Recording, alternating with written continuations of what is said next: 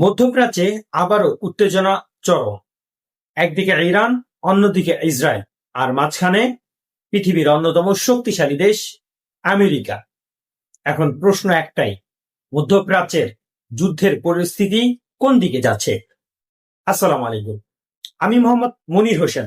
স্বাগত জানাচ্ছি এমএইচ ভয়েসের নতুন আরেকটি ভিডিওতে। আজকের ভিডিওতে আমরা জানবো মধ্যপ্রাচ্যের বর্তমান যুদ্ধ পরিস্থিতি আসলে কোন দিকে যাচ্ছে, কি পরিস্থিতি দাঁড়াচ্ছে, বা এই যুদ্ধ যদি অতি দ্রুত থামানো না যায় তাহলে আগামী পরিস্থিতি আমাদের কোন দিকে যাবে।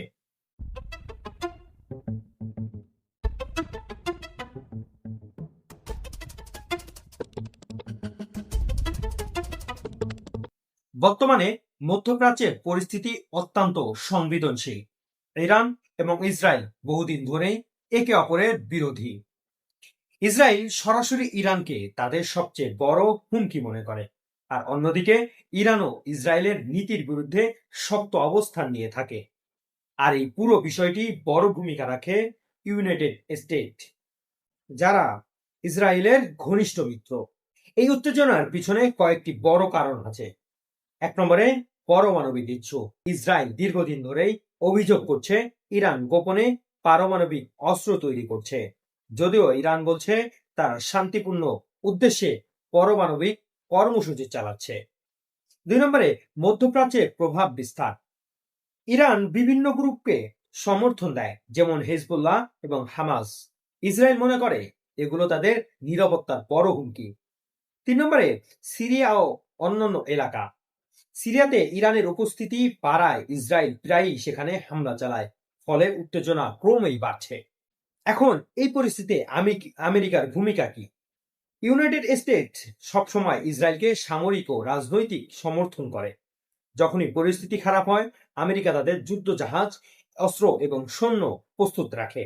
এতে করে ইরান আরো সতর্ক হয়ে যায় এবং পরিস্থিতি জটিল হয়ে যায়। সাম্প্রতিক সময়ে দুই পক্ষের মধ্যে হুমকি পাল্টা হুমকি এবং সামরিক প্রস্তুতি বাড়ছে দেখা যাচ্ছে। বিশ্বজুড়ে আশঙ্কা, এই সংঘর্ষ যদি সরাসরি যুদ্ধের রূপ নেয় তাহলে তা শুধু মধ্যপ্রাচ্যে নয়, পুরো বিশ্বের জন্য বড় বিপদ হতে পারে।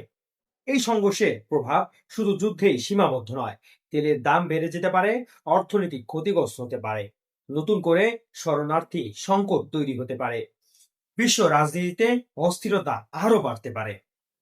একজন মুসলিম হিসেবে আমাদের উচিত বিশ্বের এই পরিস্থিতি দেখে শিক্ষা নেওয়া।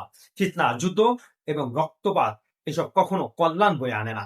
আমাদের দায়িত্ব আল্লাহর কাছে শান্তি কামনা করা এবং সত্য ও ন্যায়ের পক্ষে থাকা। ইরান, ইসরায়েল এবং আমেরিকার এই উত্তেজনা কোথায় গিয়ে থামবে তা এখন অনিশ্চিত। তবে একটা বিষয় পরিষ্কার, এই পরিস্থিতিতে পুরো বিশ্বের জন্য গুরুত্বপূর্ণ এবং সংবেদনশীল। আমাদের উচিত সচেতন থাকা এবং সঠিক তথ্য জানা। প্রিয় দর্শক, শুধু এই জায়গাতেই সীমাবদ্ধ নয়, ইরান এবং ইসরায়েলের বিষয়ে গুরুত্বপূর্ণ কিছু কথা মুসলিম হিসেবে আমাদের না জানলেই নয়। আমেরিকা এবং ইসরায়েল মিলে ইরানকে ধরেছে এবং আমরা আজকে বাহবা দিচ্ছি যে ইরান শিয়া, তাই জন্য তাকে শাস্তি দিতেই পারে। সে মুসলিম নয় বা এই নয় সেই নয় বলে আমরা বিভিন্নভাবে পক্ষপাতিত্ব করছে। প্রিয় দর্শক, কিন্তু মনে রাখবেন, এই শিয়াদের বিপক্ষে যারা অবস্থানে আছেন, পাল্টা অন্য দলে যারা আছেন, তারা হচ্ছে কাফের, বিধর্মী। সুতরাং বিধর্মীদের ক্ষেত্রে আমাদের কোনো আপোষ হতে পারে না। বিধর্মীর পক্ষে কোনোভাবেই মুসলমানরা যে দলই হোক না কেন, মুসলমানদের বিরুদ্ধে বিধর্মীদের পক্ষ নেওয়া কখনো মুসলমানদের শোভা পায় না।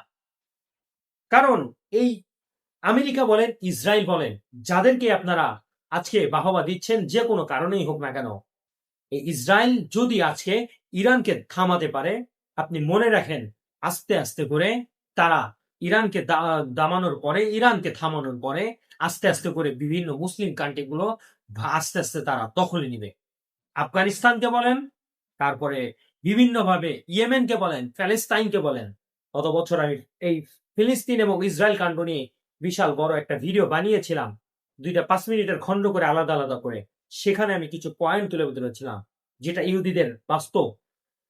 চেষ্টা করব আমি খুব তাড়াতাড়ি এই ইসরায়েলের ভিশন বা মিশন কি, আগাম পরিস্থিতি, ইহুদিদেরকে কি উদ্দেশ্য, সেইগুলো নিয়ে আপনাদের সামনে তুলে ধরা।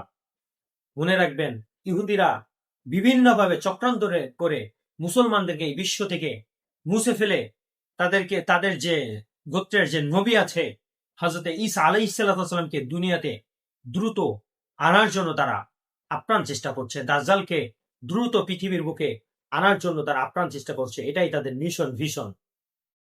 আল্লাহ আমাদের সকলকে বুঝার তৌফিক দান করুন। এবং ইরান এবং ইসরায়েলের যে যুদ্ধ চলছে, এই যুদ্ধ থেকে মোকাবেলা করে আমাদেরকে, মুসলমানদেরকে আল্লাহ তাআলা বিজয় দান করুন। আল্লাহ তাআলা এখানে যাদেরকে ভালো মনে করে তাদেরকে আল্লাহ তাআলা সাহায্য দান করেন। দেখা হবে খুব তাড়াতাড়ি নতুন কোনো ভিডিওতে। সে পর্যন্ত সকলে ভালো থাকবেন, সুস্থ থাকবেন। আসসালামু আলাইকুম।